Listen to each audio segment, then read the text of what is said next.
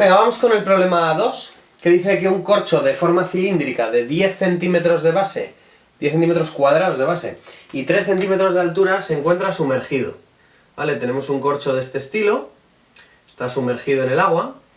Esta altura me dicen que son 3 centímetros, el área inferior esta me dicen que son 10 centímetros cuadrados, y además como dato me dan que si yo divido las densidades del líquido y la densidad del corcho, esto me da 1/3. ¿Vale? La primera pregunta que me van a hacer es que calcule el trabajo necesario para introducir el corcho completamente dentro. Lo primero que yo me voy a calcular es qué cantidad está sobresaliente, ¿no? O qué cantidad está introducida. En este caso lo voy a escribir así, ¿vale? Voy a llamar x a la cantidad introducida y 3 menos x a la cantidad sobresaliente. Para saber básicamente cuánto tengo que meterlo, empujarlo y poder calcular el trabajo, porque el trabajo es la integral de la fuerza por el desplazamiento. Si no sé qué desplazamiento tengo que hacerle al corcho, difícilmente voy a poder calcular el trabajo, ¿vale? Entonces, para calcular el estado de equilibrio, lo que tengo que tener aquí en cuenta es que el empuje, que es una fuerza que me va a tender a sacar el corcho de ahí, se va a tener que contrarrestar con el peso del propio corcho.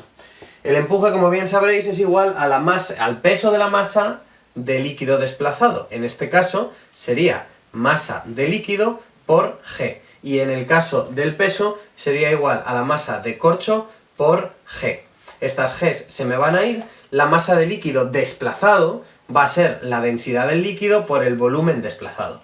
Y por otra parte, la masa del corcho va a ser la densidad del corcho por el volumen del corcho, que es área por altura. ¿Vale? Área de la base por la altura. El volumen desplazado, sin embargo, no es todo el volumen del corcho, sino solamente la parte esta inferior que está sumergida. Es decir, el volumen sumergido va a ser el área de la base, pero en este caso por X, la cantidad sumergida. Y esto va a ser igual a ρ por A por H. De aquí fácilmente tachamos las A's y me queda que H es ρ entre ρ del agua multiplicado por la altura. Como hemos dicho que esto era 1/3, pues es 1/3 de la altura. Como la altura es 3, 1 centímetro. Muy bien, por eso ya lo había dibujado así, ¿vale? Un poquito introducido. Es decir, está introducido 1 centímetro.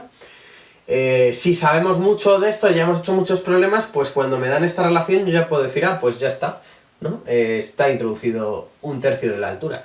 Pero bueno, como yo no lo sabía, pues he hecho esto previamente para determinarlo. Por lo tanto, tengo que introducirlo 2 centímetros, ¿vale? Tengo que calcular cuánto trabajo me cuesta introducirlo 2 centímetros.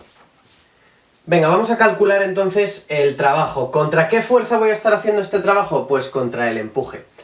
A ver, aquí a lo mejor nos volvemos locos y decimos, ah, pero el peso también, no sé qué. En el momento de equilibrio, las fuerzas están equilibradas. Una vez empiece yo a empujar, la que me va a joder a mí es el empuje, y solamente el empuje, porque las otras ya se habían equilibrado de antes. Entonces yo voy a tener que integrar en 2 centímetros, ¿vale? En 2 centímetros la fuerza del empuje, que era G por... Bueno, M por G, ¿no? En este caso la voy a cambiar de lado, pero vamos, G por M, ¿no? G por la densidad del líquido desplazado. En este caso, la densidad del líquido desplazado va a ser densidad por área y por lo que yo lo voy a introducir. Es decir, por X. Y lo voy a integrar en toda la variable de X. Aquí, por lo tanto, me va a quedar G por la densidad del líquido por el área y X cuadrado partido por 2 evaluado entre 2 y 0. Esto es 4 entre 2, 2, o sea que me va a quedar 2 veces G, ρ del líquido y el área. Aquí ya puedo sustituir los datos que me ha dado el problema. En el sistema internacional, por supuesto. Y si lo computo, me da 19,6 julios. ¡Ojo! Que hay que ponerlo todo en sistema internacional. A ver, y aquí estoy usando que la densidad del líquido, que es agua, es de 1000 kilos por metro cúbico. No me lo dan en el problema, pero bueno, entiendo que si no, pues habría que ponerlo en términos de la densidad del líquido. No podemos hacer otra cosa. Vamos con el apartado 2. En el apartado 2 estamos en esta situación en la que ya hemos introducido el corcho hasta el fondo. Y aquí entonces va a haber una fuerza recuperadora, el empuje, que va a ser exactamente igual a, bueno, a G, ρ del líquido, área por, en este caso como lo hemos introducido 2 centímetros, ¿no? Pues por 2 centímetros. Sí, ¿no? Por la altura que le hemos introducido, 2 centímetros, pero vamos a pasarlo a sistema internacional, ¿no? Por, digamos, por 0,02, ¿no? Por 0,02. Entonces ahora, ahora lo que va a ocurrir es que ese empuje va a tender a subirlo y pues podemos escribir la ecuación de movimiento, ¿no?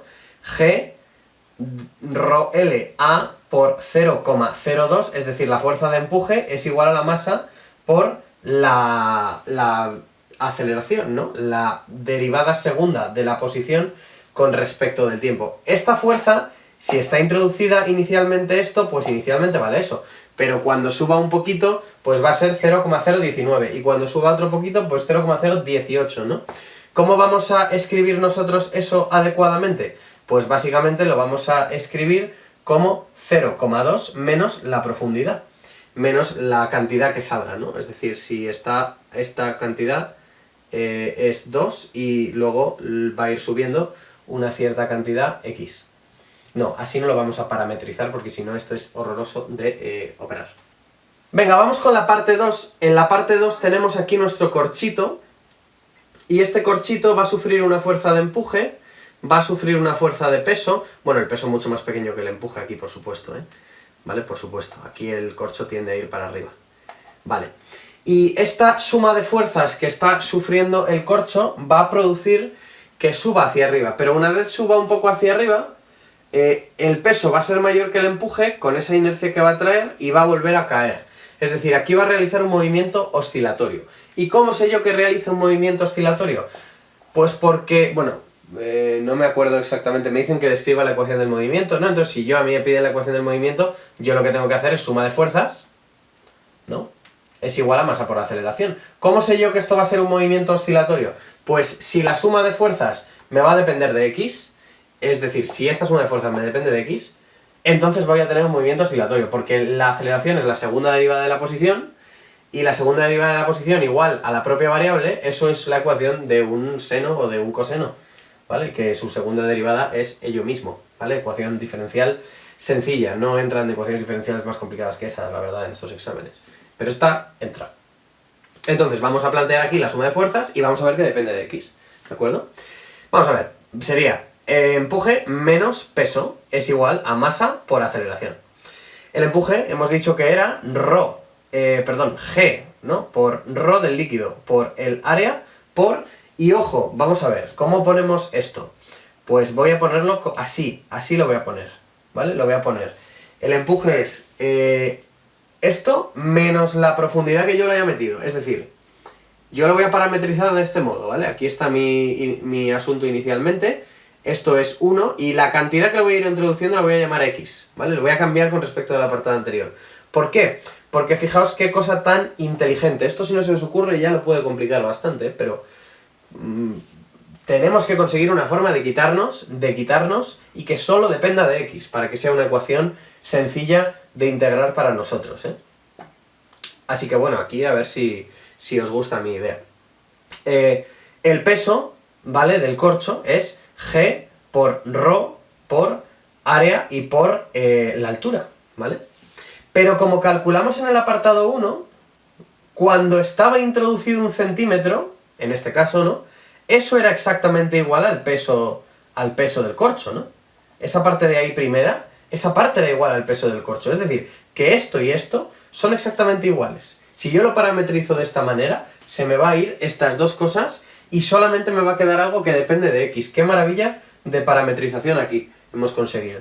Y me va a quedar G por la densidad del líquido, por la altura, y simplemente menos X es igual a MA.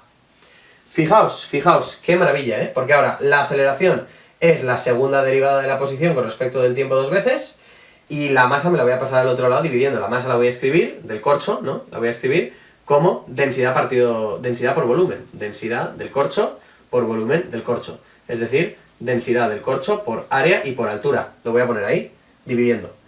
Densidad por área por altura. El área se va con el área. Esto vale 3, la del agua es 3 veces la del corcho.